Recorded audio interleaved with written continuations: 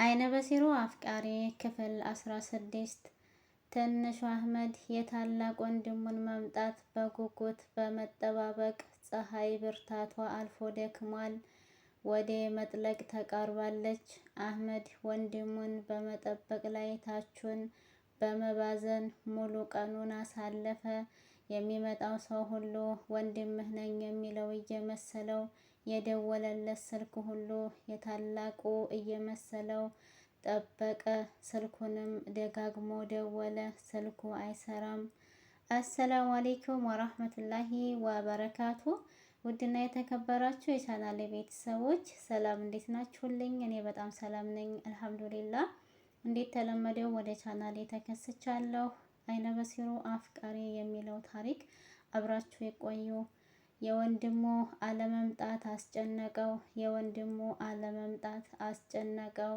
እናቱ ዛሬ ደህና ውለው ነገ ስራ ለመውጣት እየተዘጋጁ ነው። እንዴት አድርጎ ይናገር ለእናቱ? ትንሹ አህመድ ለእናቱ ይህንን ባለመናገሩ ትልቅ ውለታ ውሏል። ምክንያቱም የሁለት ሰው ጉጉት ይሆን ነበር። አህመድ ግን ታላቁን በመጠበቅ ሞክሻውን ጥበቃ ከበር ተቀምጦ ዋለ። አልሆን ሲለው ወደ ከሰዓቱ አጋማሽ ላይ ወደ መናኸሪያ ሄዶ ምናልባት በዚህ ሊመጣ ይችል ከሆነ ብሎ ወደ አዲስ አበባ የሚመጡ የተራገፉ መኪናዎችን ላይ ሁሉ ፈለገው። የመጡ ሰዎችን ጠየቀ፣ ግን የተወሰኑ ጭምጭምታዎች ሰማ። ከርቀት አንድ ጭስ የሚወጣ እሳታማ ነገር ከርቀት እንዴት ተመለከቱ እንጂ ሌላ ነገር እንዳላዩ ነገሩት። የእሳታማ ጭስ የሚወጣው የተመለከቱት ጉዳይ የአህመድ የተገለበጠው መኪና ነው። ከገደል አፋፍ ወደታች ወርዶ ዝቅተኛ ስፍራ ላይ ስላለ ማንም ሊያየው አይችልም። ብቻ ትንሹ አህመድ በጣም ተጨንቋል። እየመጣሁ ነው ካለው በኋላ የስልኩ መዘጋት ፍጹም ያለመምጣቱ ግራ ገባው። ረጅም ሰዓታት ያህል ምናልባት መንገድ ከወጣ በኋላ ስልኩ ቻርጅ ዘግቶበት እኛን ለመፈለግ መንገድ ላይ እየዳከረ ነው ብሎ አስቦ ነበር። ግን ከተማዋ ላይ በሙሉ እየተዘዋወረ እንዲህ ብሎ ሲጠይቅ የነበረው ሰው አይታችኋል ወይ ብሎ ያልጠየቀው የለውም። ማንም አየን የበላው ጅብ ጮኸ ያለው የለም። ትንሹ አህመድ ቀኑን ሙሉ እስከ ምሽት ሲጠብቅ ውሎ ተስፋ በመቁረጥ ስሜት ወደ ቤት ተመለሰ። ኦማና ዶክተር ያሬድ ከመስጅዱ በራፍ ላይ ደጅ ላይ ቆመዋል። መኪናቸውን አቁመው ከመኪናው ወርደው ከመቀመጥ ድካም የበዛ ደጁ ላይ ደገፍ ብለው መኪናውን ቆመዋል።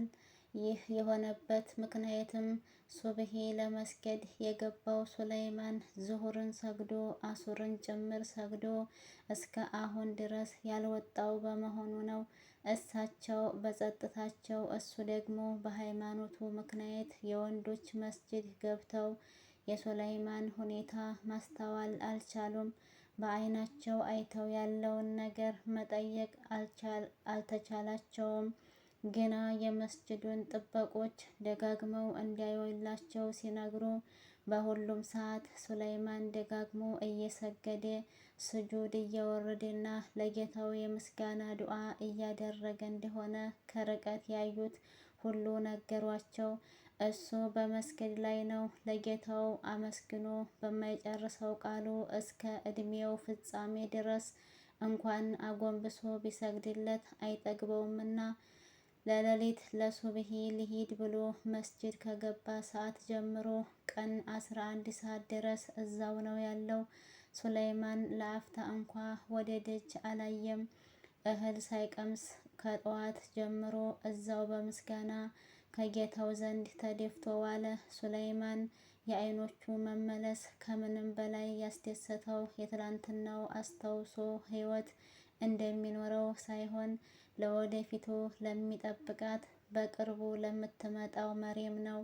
ሱለይማን የአይኖቹን መጥፋት ተላምዷቸዋል። ህይወት እንዳደረገችው ሊሆን ለራሱ ነግሮ ህይወት ጀምሮ ነበር። ግና መርየም በህይወቱ መጣች። መርየም ከመጣች ጊዜ ጀምሮ ከህይወት ጋር በምድር ላይ ከመኖር ጋር ከጤንነት ጋር ፍቅር የያዘው እሷ መጥታ እጅግ ውብ የሆነ ህይወት በጤና የተሞላ በልጆች ያሸበረቀ የሚያስቀና የፍቅር ህይወት ለመኖር በእጅጉ ጓጓ። ሱለይማን ከአይኑ በላይ አፈቀራት። የአይኑ መምጣት ምድርን መልሶ ማየት የጨለመበትን ምድር ዳግም መብራት ሳይሆን በበራው አይኑ ምክንያት እሷን ማግኘቱ በመጥፋቱ ደግሞ እሷን ማጣቱ ነው ያሳሰበው። አሁን ላይ አንዳች እንከን የሱ እንደምትሆን ሲያስብ አመስግኖ ጌታውን መጨረስ አልቻለም። ደጋግሞ ምስጋናዬን ጨረስኩ ብሎ ሶላቴን ጨረስኩ ብሎ ሊወጣ ሲል የቀረ ያለ እየመሰለው ይመለሳል። ምክንያቱም መርየም ምድር ከሚሸከመው ሁሉ በላይ አቅሙ ከሚፈቅደው የበለጠ ከልብ አፍቅሯታል። በቃላት ከሚገለጽ እጅግ የራቀ አፍቅሯታል። ለእሷ ፍቅር ሲል ከአይኑ የበለጠ ተመኛት። ጌታውን አመስግኖ መጨረስ አቃተው። እሷን ብትሆን እሱ የሚያፈቅራትን ያህል ህይወቷን ትሰጣለች። ኡማና ዶክተር ያሬድ አሁን ትንሽ መጨነቅ ጀመሩ። ምክንያቱም ሱለይማን የሚታከምበት የሆስፒታል የቀጠሮ ሰዓት ደርሷል። አሁን ካልወጣ በስተቀር ሰዓቱ ሊያመልጠው ይችላል። ነገሮች እንዳይበላሹ ሰጉ። ሊያስጠሩትም ፈሩ። ዶክተሮቹ የተዘጋጀላቸውን የሰርጀሪ ክፍል አዘጋጅተው ይዘዋቸው የመጧቸውን እቃዎች ቦታ አድርገው የታካሚዎችን የሱለይማንን መምጣት ይጠባበቃሉ። በዶክተር ያሬድ እገዛ መሰረት ከ5ቱ ታካሚዎች የመጀመሪያው ታካሚ እንዲሆን ካለበት የህይወት ጉዳይ አንጻር አስቸኳይ ተደርጎ የመጀመሪያ እንዲሆን ተደርጎለታል። በዚህ ምክንያት አሁን ሰዓቱ ደርሷል። ልክ 12 ሰዓት ላይ የሚጀምረው ህክምና በአማካይ 10 ሰዓታት ይፈጃል። ውድና የተከበራችሁ የቻናሌ ቤተሰቦች ክፍል 16 ይህን ይመስል ነበረ። በጣም ደስ የሚለው ነገር እንግዲህ ሱለይማን እጣው ደርሶት አይኑን ሊታከም ነው። አይነ በሲር ነበረና አሁን ከመርየም ጋር ስለተፋቀሩ መርየም ደግሞ አይነ በሲር እንደሆነ አታውቅም። በቃ ዝም ብለው እያወሩ ነው ያፈቀረችው የተፋቀሩት። ልመጣ ነው ስትለው ግን እሱ በጣም ትልቅ ጭንቀት ውስጥ ነበረ። ምክንያቱም አይነ በሲር እንደሆነ አልነገራትም። ይህንን ነገር እንዳይነግራት ደግሞ ትርቀኛለች፣ ትለየኛለች ብሎ ስለፈራ ደብቋት ነበር የነበረው። አሁን ግን እንደ እድል ሆኖ እጣው ወጥቶለት አይኑን ሊታከም ነው ማለት ነው። እንግዲህ አሁን መስጂድ ውስጥ ገብቶ ምስጋና ለአላህ እየሰጠ ነው፣ እያመሰገነ ነው።